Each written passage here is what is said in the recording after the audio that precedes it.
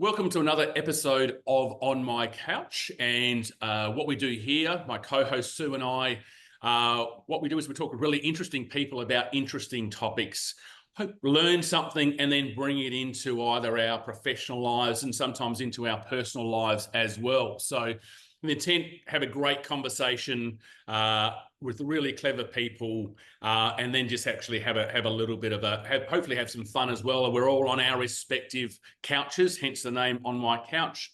In terms of an introduction, my name is Damien. I'm the owner of OMC Group, and what we do at OMC Group is we work with individuals and teams and organisations to enable effective change and to achieve outcomes. To put it really briefly or really simply, what we do is we help people work better together. Sue, maybe introduce yourself. Thank you, Damien, and hello, Kath.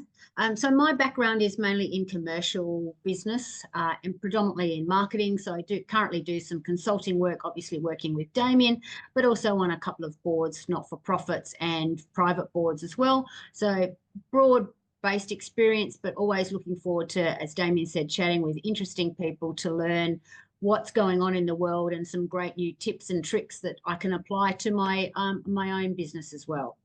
Terrific. And Kath, thank you very much for joining us. So Kath Walters, I'll do a little bit of a brief bio of you, but I'd love you to sort of add to that and flesh it out. And so some information about Kath. So for the last nearly 12 years, Kath has been an expert book coach and is also an author of Overnight Authority, How to Write a Book in 90 Days.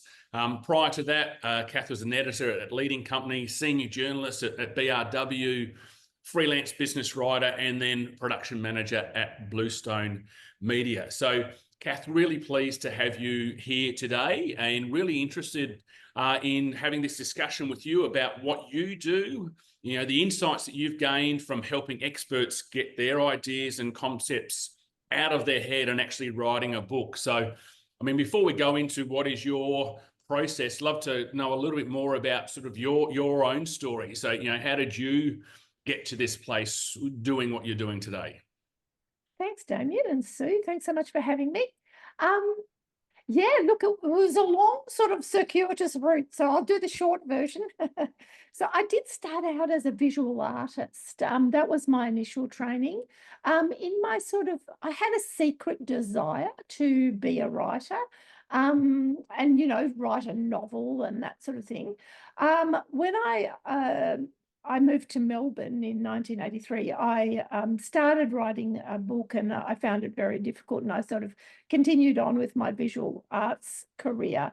And then sort of towards the end of the 1980s, I did a course. I did a diploma of writing and editing and started to move into writing. And really, I wrote this little plan that I would become a writer within 2 years.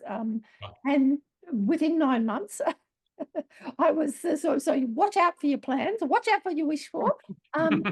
Yeah, so I was starting to write as a journalist, and I sort of gradually got more and more. I started freelance for Fairfax and started working more and more for Business Review Weekly. And yeah, so I had quite a long career as a business journalist, which surprised people because, you know, art and business, and people think there's no sort of commonality there. I did see a lot of commonality, but anyway, and that's why how I sort of got into writing. About 12 years ago, sort of the media has been through a huge upheaval. And I was at the time editing a digital publication that closed, and I thought, okay, what do I do now? Time for a reinvention. And that's how the start of the process of really becoming a book coach. And just, Sue, I know you sort of want to jump in, but you mentioned something there I'm just curious about. You said there's a connection between art and business. I might be stealing your thunder here, but Kath, what is that? Just curious, what's the connection there, do you think? Look, I think that although artists try to pretend it's not the case, they really are all businesses. It's very difficult to have an arts career without developing some sort of entrepreneurial kind of qualities. But also, I think, there's a lot of creativity in business, and people who are successful in business have to bring a lot of ingenuity, they have to bring a lot of determination, focus. A lot of those things are really, really similar. And ultimately, I think as a journalist, writing about business is the same as writing about anything. You're always writing stories about people.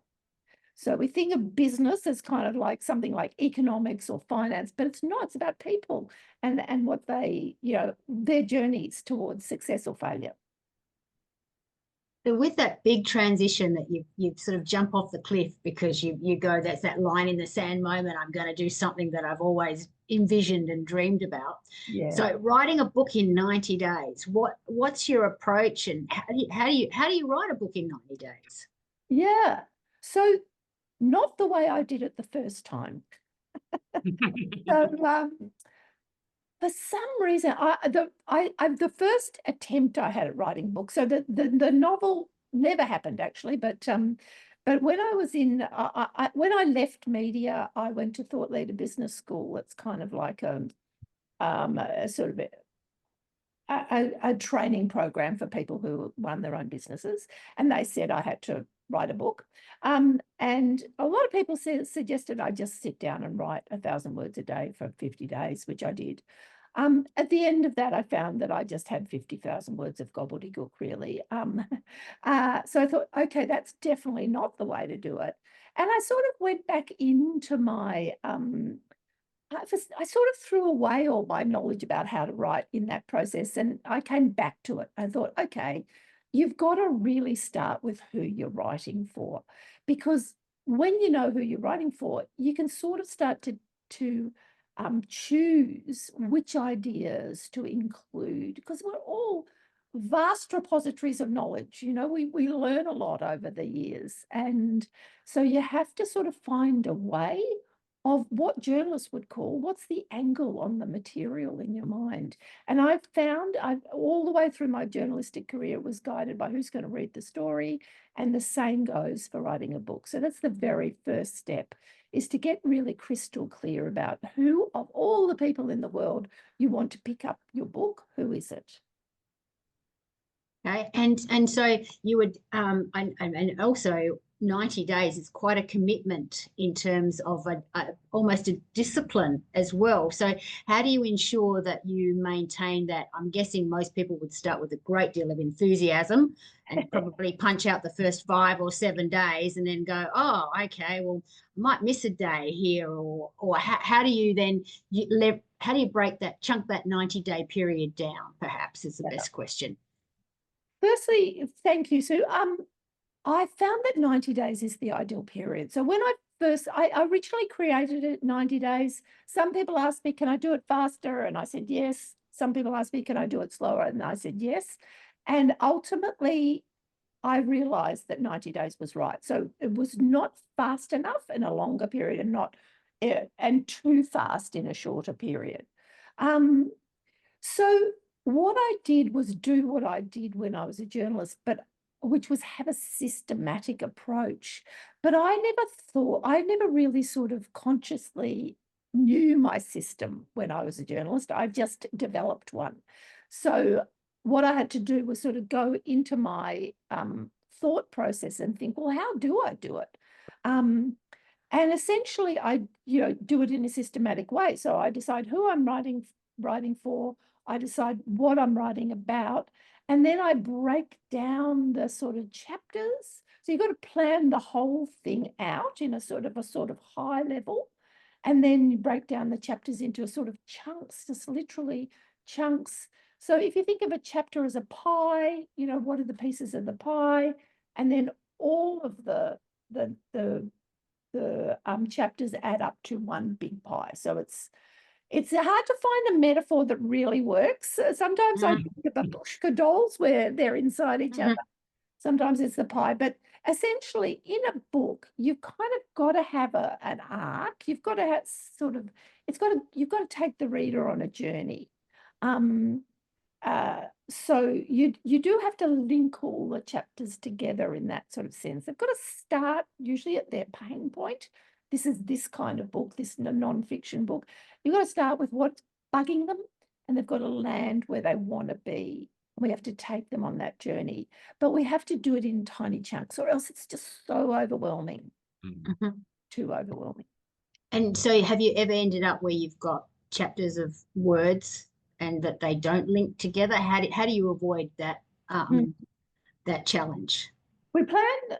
Once we've got the reader, we plan what they need to know to get from their pain point to where they'd be happy or happier.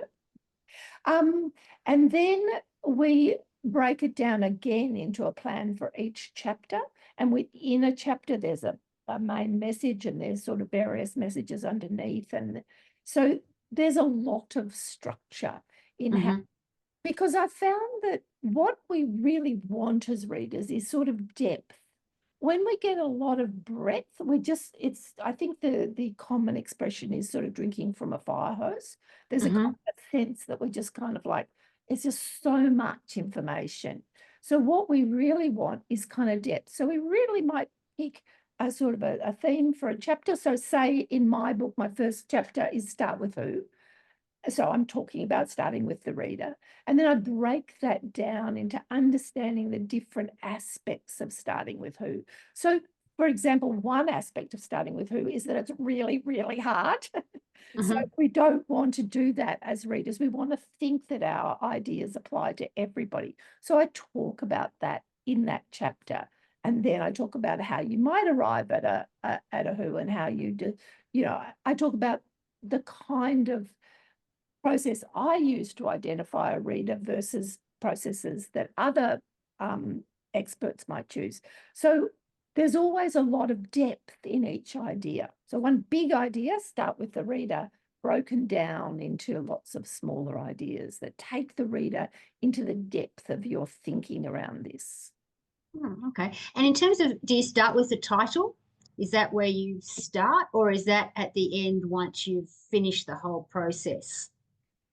Yes, I have to say I vacillated on this a little, Sue. So initially I've sort of thought, well, look, ultimately, you kind of work out the title as you go along. But sometimes it can be really great to start with the title because it encapsulates your thinking. So I guess what I'd say is start with a pretty rock solid title that's kind of your angle on the material, but be willing to change, because even though we do a lot of planning in the process, you can, the writing is thinking. Somebody famous said that, and I always thought it was David Ogilvy, who was the great advertising writer, but it wasn't. And I can never remember the real person's name. But so as we write, we think, and often ideas evolve somewhat as we go. So one of the great benefits that authors get from writing a book is really kind of getting depth and conviction about their ideas, because they think them through in a sort of forensic way that they've maybe never had to in the past. And I know, so I think you're going to ask a couple more things about the authors, but I should have said it in my intro, Kath. Can you just remind me how many books or how many authors have you helped write books, or how many people have you helped become authors is probably a better way of putting it. Yeah, so at the current count, it's 65 on my shelf of people who've gone through my process and then published their book. Either about 90% self-publish and about 10% have gone on to then pitch to publishers and publish their books through publishing traditional or the more modern sort of version, which is somewhat of a hybrid between self-publishing and traditional publishing. Yeah. Keep going, Damien. And then, sorry, also then maybe a logical flow on from there. Sorry, Sue, I might be stealing a little bit of your thunder, but then, topics that you've helped authors with, we're talking about purely about business books. So is it just a full wide range about everyone in business? What's the range of topics that you've helped authors with? Well, there are sort of leadership. That's a number of people tackle leadership in a different different ways: teamwork, sales, communication, compassion, medical exams and how to pass them. Feng shui. So a lot of different topics. And one of the things I love about this, as I did about journalism, is just how incredibly broad the experiences I have of being introduced to people's knowledge is. So if you were to, I mean, you've obviously written a number of books. If you were to write your next book, what would it be about? What you do? What would your next book look like? Oh, Sue, tough question. I am so like my clients in this respect. Like, I have about 5 things I want to do. I mean, partly, I guess the next logical book for me to write would be the process of building a business around your book. This is around sort of, I mean, most people think of it as marketing and promotion, and it is, but there's some very specific strategies that people who are experts, who write a book about their expertise, can use to sort of mobilize their book in their business. And it's things like reaching out to share the book or part of the book, a chapter, with prospects.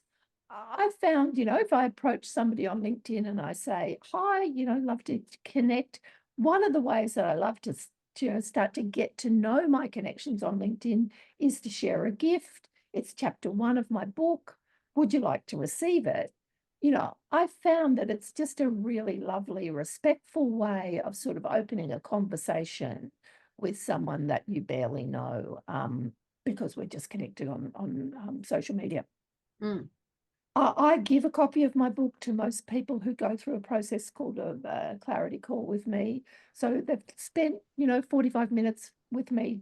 It's not it's not a paid session. It's a session to see if I can help them. But I feel like if you've spent that time with me, I'd like to give you the gift of actually receiving a copy of my book. This may help to close the sale. Like, it's purposeful, it's business, but it also helps people to understand who I am as a person. And really to decide if I am the right person, because we really want to engage in business with people who like and respect us and trust us.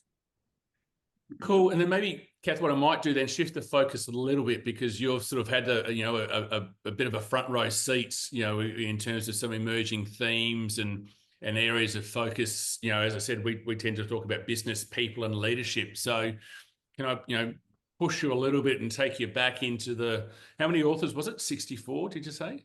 65 now, yeah. Okay, cool. And then, and if you think about the themes of, business or people working or leadership, what are some of the emerging themes that you're helping subject matter experts bring into a broader audience? Is there some themes that have come through around those topics that that are either recurring themes or emerging themes? I think they're one of the sort of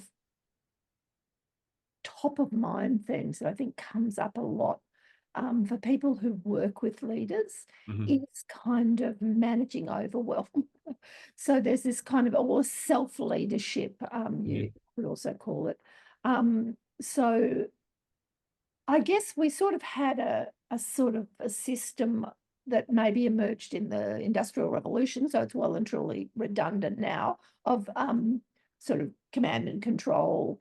Then we kind of went into a sort of a more of an empowerment, where teams work, somebody has the leadership role, but they empower leaders, teams to sort of essentially deliver on those goals.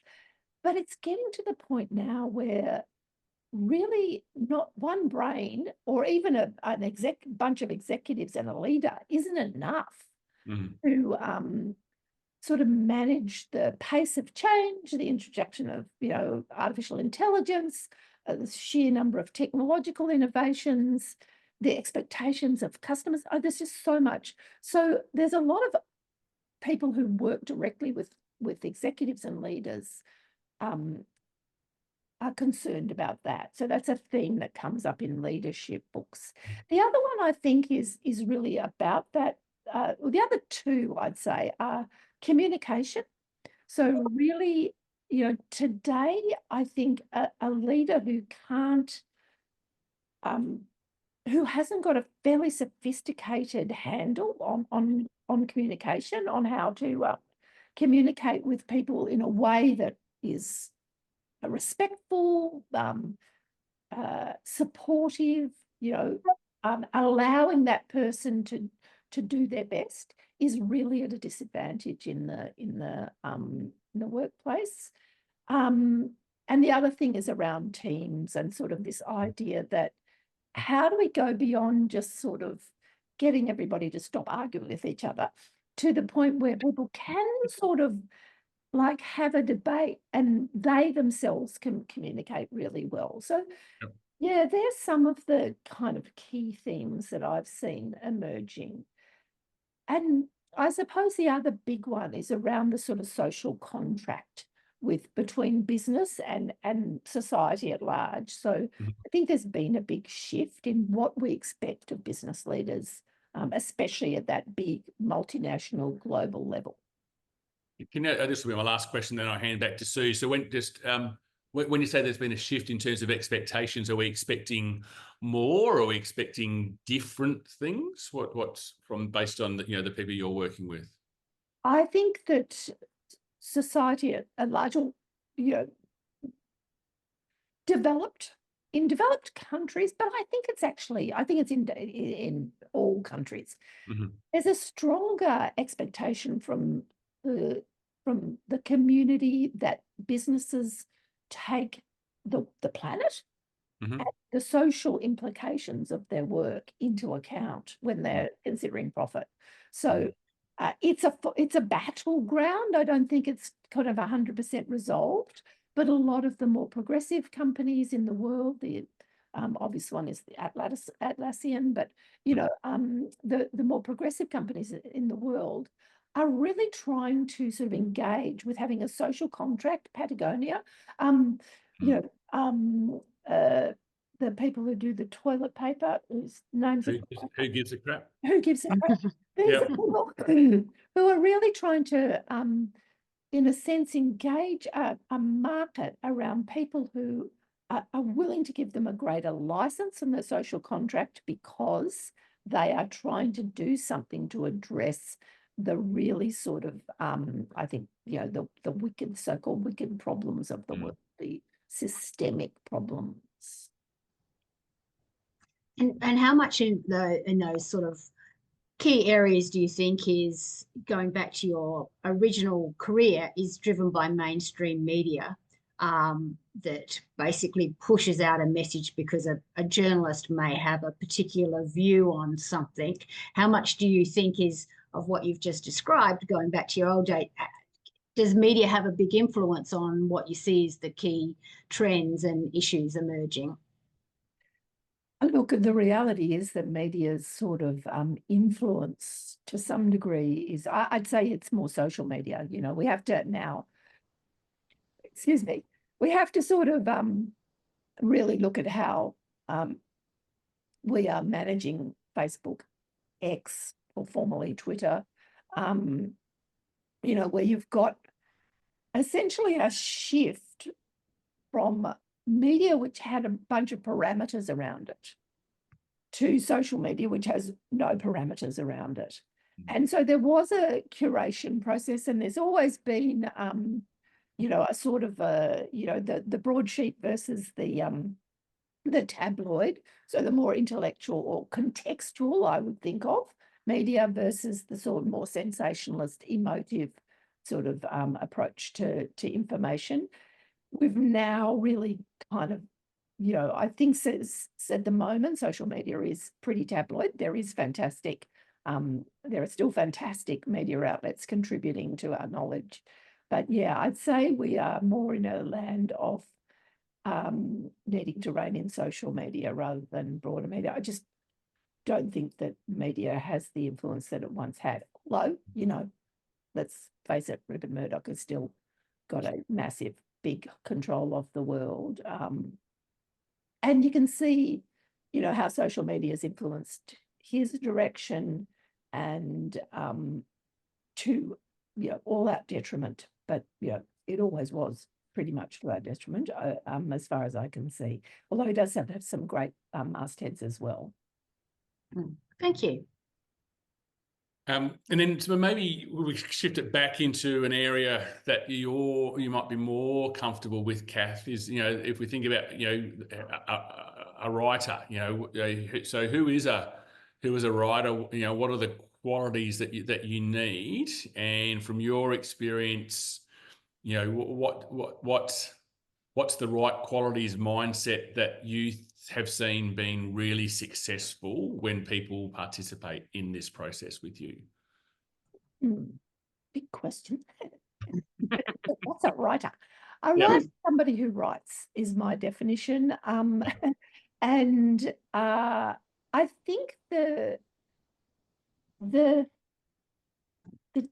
difference between sort of successfully getting the book out and not, it's hard to sort of narrow it down too much, but I'll put two big points forward. One is momentum. So writing, I say in my book, is 99% momentum, which is a big claim. There's a bit of tabloidism for you. But really, I think, you know, it's actually momentum. When we stop, especially on a big project like a book, you know, it sort of tends to balloon in our brains as a sort of an impossible task. Whereas when you come back to it on a daily basis, you know, it's a bit, it's you know, you can make the comparison with getting fit and healthy or something. You know, you kind of can't just pop into the gym and do like 72 hours of gym work and then come out and feel like it's a sort of a daily regular practice that gets you there. And the other one is really addressing our deep-seated uncertainty about committing ourselves to paper. So I do completely get that. I mean, when I first started that course, I would not tell anybody that I had aspirations to be a writer. There is something we feel very sort of protective about inside. And when you do start putting your ideas down on paper, it can be kind of confronting. And, you know, no less than Virginia Woolf, you know, the great novelist and essayist, you know, experienced the same thing, right? And she does this beautiful essay about sort of, you know, kind of reeling in an idea, and makes a sort of comparison with fishing and sort of hauling a little fish out of the stream, and it just looks really pathetic on the back, you know. And, you know, sort of like that's what we all face, is like, how do we sort of bring substance to our ideas and substantiate? And that's a lot about my process is a lot about helping people to sort of see the substance, to find the substance in their ideas and communicate that in a persuasive way. But it's very, but for the best writers, it's quite hard. I think that when I was expressing that in when I was trying to write a book in the Thought Leader Business School, Matt Church, who founded that school, said, doubt is respect for the readers. And I love that. I've remembered that ever since, because, you know, if we don't have that doubt, then maybe we won't try really hard to make sure that our ideas are communicated with humour, you know, entertainment, but also substance. Hope I answered the question. No, great answers. Thank you. And it got me thinking about a little bit, sometimes when you work with leaders as well, you know, that concept of imposter syndrome, you know, that you know, I was creating a connection there in terms of, you know, so there's some people that, you know, certainly so you've probably worked with them, and I've worked with them as well. And from the app that they sit behind their desk and they go, oh, shivers, you know, what am I doing here, type of thing. So yeah, I was creating that connection in my head with what you were talking about there as well. And can I respond to that? Because ultimately what you sort of say to them is, well, why don't you draw on the resources around you? And, you know, like nobody is the repository of every answer. But people have an expectation of themselves as writers that they'll be working in a little, you know, room with, you know, and sort of drawing their ideas out of the ether. It's a real team sport, you know. All the people who are famous writers, you know, have editors, they have coaches, they have supporters of all sorts. You know, if you read the acknowledgements list on any book, it is, you know, this is a team sport. We need more than one brain to write our own book. And I was going to say that a lot of the, you know, the great business books and popular business books actually draw on other business books and other, you know, that hold on, you know, I stand on the shoulders of people before me type of thing. So. And that's one thing people feel really uncertain about. Like, what if I'm drawing or curating ideas from other sources? How do I do that? How do I attribute it? How much can I acclaim? How, you know, like, you know, and it's very confusing. Whereas as a journalist, you know, I never really knew anything. People would ask me like, oh, did you do an economics degree? I'm like, no, I did a visual arts degree. But, you know, as a journalist, you know what experts to pull together, talk to, and then you do ultimately formulate a position, and you put that position and you argue the case for and against based on expert contributions. And so I'm kind of used to not necessarily thinking that I know everything. I'm used to the idea that I have to draw knowledge from others and curate that knowledge into a position that I then, and that's sort of what I communicate to the clients that I work with, is you kind of pull it together, and that pulling together is in itself, if you do it well, an original idea. Cool. Sue, I know I'm jumping around over the place. Do you want to ask a question? You got anything that's top of mind for you? No, I was going to allow you to share your bit of your story, Damien. Well, okay, that nice little segue. So how I met Kath was that I've actually been through Kath's process. So in 2025, Optimum Performance, How Leaders Can Help Their Teams Work Better Together, will be out. And so I've been through this process, and we deliberately wanted to have this discussion. And it was really helpful for me, Kath, because reinforcing the messages that you've provided, and also then causing me to reflect. And one of the things that you said right at the start, which I got out of this process really, really quickly, was that the whole process of writing a book, getting the ideas out and writing it down, had a very direct and quick flow through in terms of how I facilitate and how I coach and how I work as well. So it was a marked shift in terms of, because you're writing a book because you're an authority on something. And so that was a really positive, immediate outcome for me, which was completely not what I expected from the process. Yeah, fantastic. That's great to hear. And often it does really sort of, hey, look, it did the same for me. You know, like I sort of thought, oh yeah, my system really does work. You know, like there is, anyway, it does rebuild or reinforce your confidence in your own intellectual property, which is your approach to solving the problems that your readers have. And look, can I say that of the 5 books on my shelf, Am I your favorite author? Is that what you're about to say? Absolutely. Nobody does this process perfectly, and it's a process. It's designed. There are people who've been incredibly successful, are now currently winning awards and things, who did the whole book in 90 days and then spent a long time sort of refining it and things like that. So all sorts of things can happen. Some people just do it, finish it, and go out, and it's wonderful for them.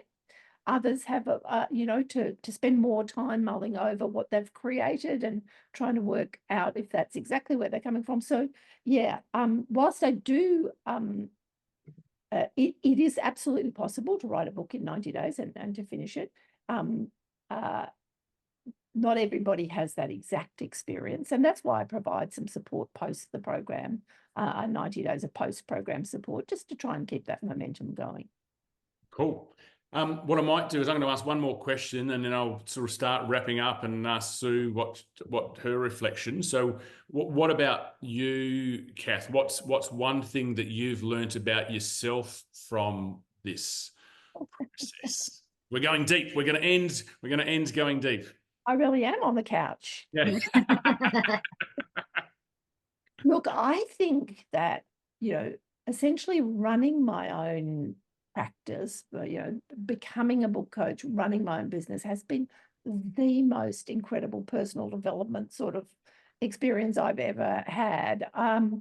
You go to the heights of high and the depths of low. I can still be thrown by the ups and downs of like if I have a period of time where for whatever reason, the economy or whatever else, there's a sort of a stumble in my sales process or something. Yeah, I can flip down I have that terrible imposter syndrome comes up. And, sort of going away from that sort of personalization and kind of maybe just getting curious about what's happening and all those. It's really difficult especially when the business is built around yourself and your own expertise. But, I've also really kind of grown up a lot and had to really sort of, also had some really great highs.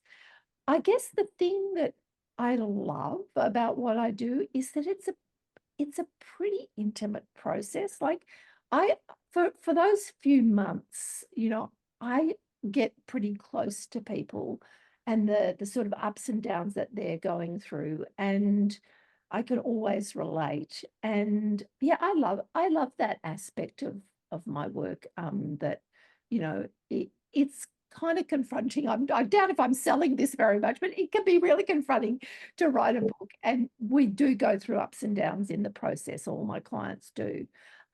And I just really, I love the openness and sharing that my clients have with me that allows me to try and sort of share back the experiences that I've had. So yeah, highs and lows, absolutely. And helps me to understand what people are going through. Cool. Great. Thank you, Sue.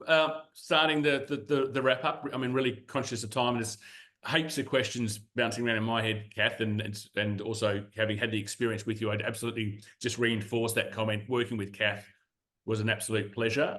Wasn't always fun because it was bloody hard work, but just that authenticity, the care, and the that you have a great ability to understand what people are going through in terms of being a subject matter expert and trying to get their ideas out of their head. So 100% endorse that. So Sue, insights, what has Kath got you think? Are you going to write a book, Sue? Is that what you're thinking about? Is that you're thinking about the title of your book? Actually, I just recently joined a board, and one of the questions that they asked was, describe yourself in a book title, and it was one of the hardest questions to have to answer. I much preferred, a much straightforward question, but I'll give it consideration, put it that way. But my takeaways for today were, I love the comment that you made about art and business, and really the fact that they could be so diverse functions. It's still all about people, and I think that to me really resonated. Then you talked about obviously your role as a book coach, but you sort of go to be good at anything. You need a coach, whether you want to write a book or you want to play tennis. And I think for a long time in leadership and in business, there was this sense, and you touched on it, that you must know it all. But actually, it's about being collective and going and asking people and getting a coach to help you be better. And I think the last one that probably I'll take away, and it's probably a big life one. You said writing is a team sport. But yes, if you actually change that word writing, life is a team sport, and everyone needs somebody, which brings that nice connection back to where you started with. It's all about people. So I think it was a really lovely discussion, and the fact that it doesn't matter whether you're writing about, you know, empowering people or business coaching or what have you. It is all about people at the end of the day. Wonderful. Yeah, great insights. Really great summary. So, Kath, thank you very much for your time. I mean, if people are watching this and they think, hang on, I'm inspired, I want to maybe have an initial conversation with Kath, do the 45-minute check-in, how do they get in contact with you? Yeah, look, I mean, my website is my name, so it's kathwalters.com.au. So Kath with a K. Yeah, or I'm on LinkedIn, so when you get onto my website, there's a little quiz you can do, and then you get that helps you to work out if you're ready to write a book, and then you can come through and get in touch with me, yeah, or just come to my website and have a look around.